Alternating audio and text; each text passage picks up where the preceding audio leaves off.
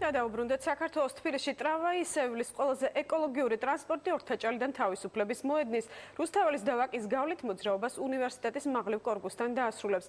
ფრანგულმა კომპანია სიტრამ თბილისის მერიასთან ერთად ტრამვაის ახალი პროექტი მოამზადა.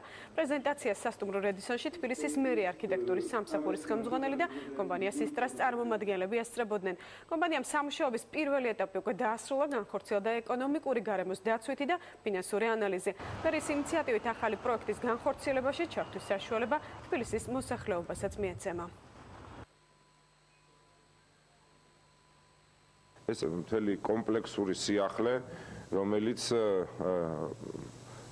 თუ შემოვა ქალაქში, შემოვა და დამკვიდრდება, ისე და გახდება მისი, ესე ვთქვათ, სისხლხორცეული ნაწილი და ისე არსებობს ქალაქთან ერთად წლების და რა ვიცი, შეიძლება საუკუნეების მანძილზეც კი.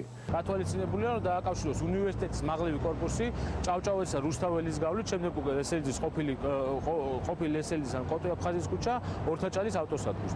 მარშრუტის მთლიანი სიგრძე გათვალისწინებულია 14 კილომეტრი, მასზე გათვალისწინებულია 23 სადგურის მოწყობა და მარშრუტზე გათვალისწინებულია, რომ იმოძრაოს შემადგენლობა 4 წუთიანი ინტერვალი.